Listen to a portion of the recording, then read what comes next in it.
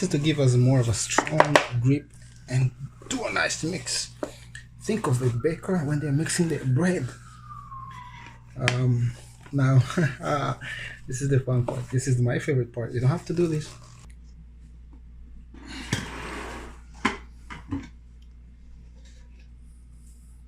Ta-da! As you can see, wow, look at that. I can't wait. It just looks beautiful. It's ready. We have our thick sauce. Now we can move on to the step. Welcome back to Zaniheza YouTube channel. We have something new, something amazing. I am in the kitchen today. Now, full disclosure, I'm not a chef. No, far from that. However, we as Zaniheza, we like to try new things. So today I would like to make a dish that we're gonna eat with one of our favorite staple, Ugali, just from Rwanda. And so this is the step one. It's the preparation. So what I'm making is a sauce. I'm making a sauce, not a stew, that we're gonna eat with the Ugali. So what I have here now is spinach, really good for you. I have onions, who doesn't like onions, and tomatoes. Really very simple, very easy. And I have meat. You can use any meat you would like, be it beef, goat, yes, or pork. So again, spinach, onions, tomato, and meat. I have about a bunch here. The spinach, maybe half an onion, maybe about a cup of tomatoes. Step one. Now we cook. So you want to start with the onions, and I already put oil. There is oil, if you can see. Just a dab of oil. Onions first, and what we're gonna do here, you wanna cook them on a light heat until I would say slightly brown. So let's just mix our onions and just cook them until slightly brown. So this is gonna take some minutes here, and we will be right back. Onions are mixed. They are, as you can see, translucent or softly cooked. Now we're just going to add tomatoes, and I'm adding tomatoes second because we are making a sauce, and we don't want we want our tomato nicely cooked, really nicely cooked.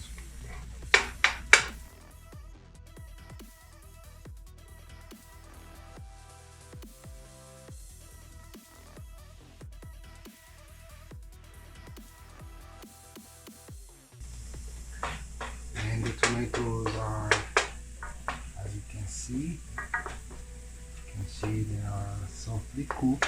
Now we're gonna add the meat. We're gonna add meat.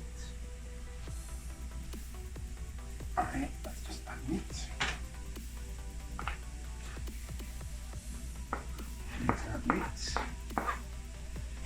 And what we need to do is we want to cook the meat until it's brown.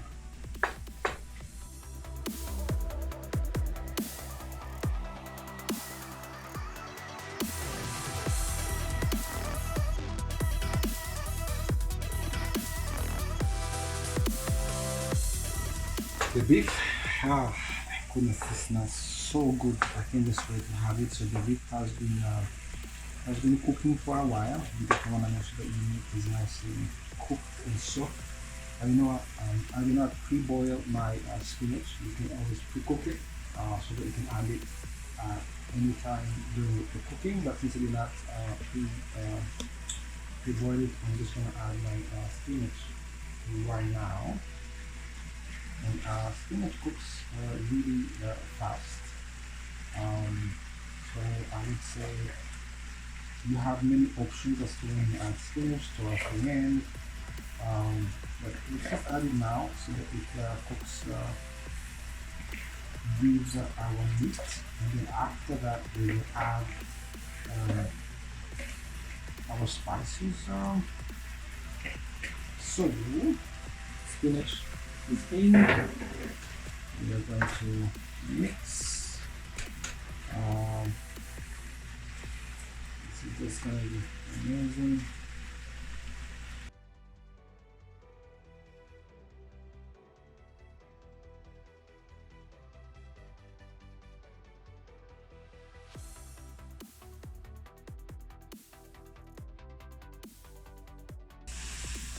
And now it's been cooking for a while, about I would say 4 minutes, and as you can see, well, at least you can smell this the flavor. I haven't even added the spices, but the spinach and soaked with the meat. Oh, I just cannot wait. It looks great, doesn't it? With tomatoes. So what I'm gonna do now, you can add a little pepper.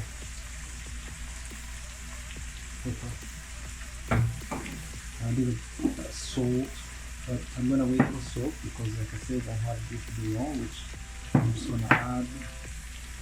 Easy on the salt now, people. I don't really like a lot of salt.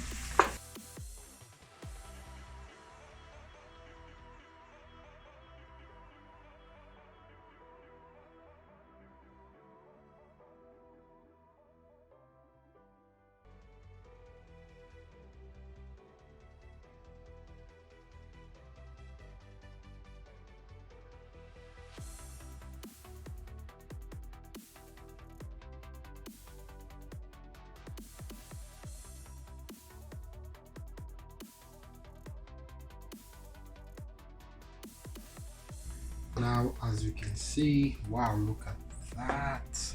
My, I can't wait. It just looks beautiful. It's ready. We have our thick sauce.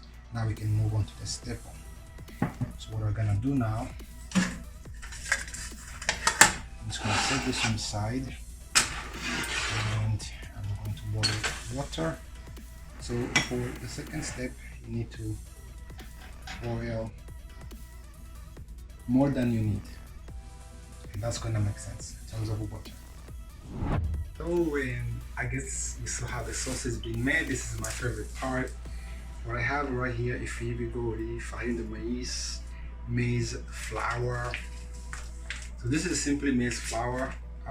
You can also make this with cassava. Some people like to say that it's like palanta. It's really cooked dough. Where I'm from, we call it ugali. Ugali. It's also, they have another variation. Many places in Africa, mutima. They have a variation in Ghana as well, in West Africa, and then in South Africa, Southern Africa, it's named pap. Question is, where can you find this? If you are here in Vancouver, in North America, just go to one of the local stores where they sell food from all over the world. Or, you know what, I got mine from Rwanda, so you can always let me know. So what we have done is, you need to boil water, and you need to boil more than you need, because as you mix the flour in the water, it has to reach that thickness, but it has to be cooked. There's some science to it. It's not hard to do, but we will show you. I will show you in a moment. So I have water boiling, and what I usually do is I have about 4 cups or so of water and 2 cups of the flour. Now the water has boiled. It looks amazing. The 2 tools you need are a measuring cup and this amazing wooden spoon. And as you can see, this is quite thick towards the end, and this is what we use to make our ugali. My auntie gave me this wooden spoon. I'm sure you can use a regular one as well if you don't have this one, or just go look at your local market for it. This is our ugali spoon. When we used to be small and if we misbehaved, we used to receive a spanking with this. So I have a special relation with this. Yeah, relationship with this spoon. Side note. Now, measuring cup. So I've already divided the water. Like I said, it depends on how thick you want your ugali to be. You just need it cooked, especially for the maize flour. I have about 2 cups in here, and now ugali lesson starts. I'm not a pro. If anyone watching this has a better tip, feel free. And you definitely want it thick. Otherwise, you end up in a situation where it's no longer ugali, but you are making a more of a, you reduce the heat, not a lot of water. Yeah, it's no longer ugali. It's more of a drink, a morning drink, I think. But you want to make sure that your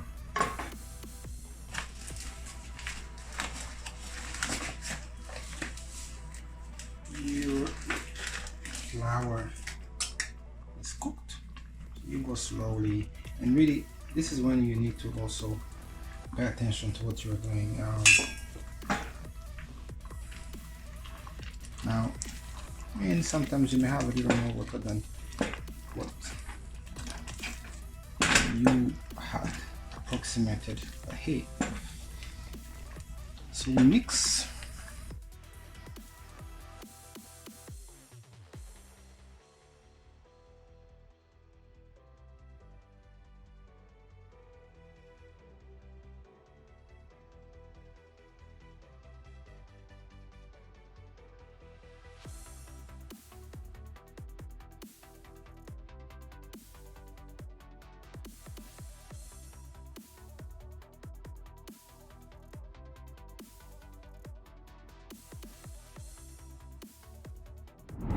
So as you mix it, this will take you about, give or take, 10 minutes.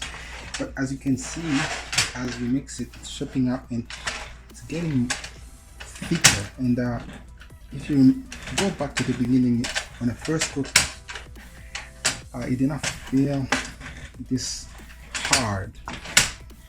Now we are almost there, but make sure that it's cooked. And if it's not quite cooked, we can add a little bit of water and then bring it to a boil. What I'm going to show you, this is the fun part. So this is to give us more of a strong grip and do a nice mix. Think of a baker when they're mixing their bread. Now this is the fun part. This is my favorite part. You don't have to do this. You can do everything on the stove. But hey, why not? We are about showing you the culture. And really my mixing, I'm just going in, around, and out, and in. And you know what? I think this ugali is ready to be served.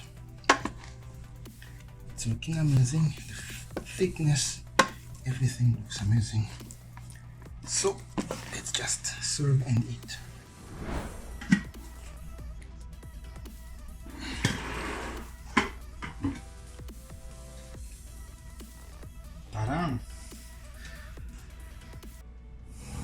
Is ready. We have our beautiful ugali with white maize flour, and look at this delicious. You see this?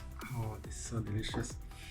And in the true tradition of how we eat our sauce, you need a hot sauce. So this one is akabanga, is made in Rwanda by Spinach Group. You can also find it in North America or in Europe. Just send us an email.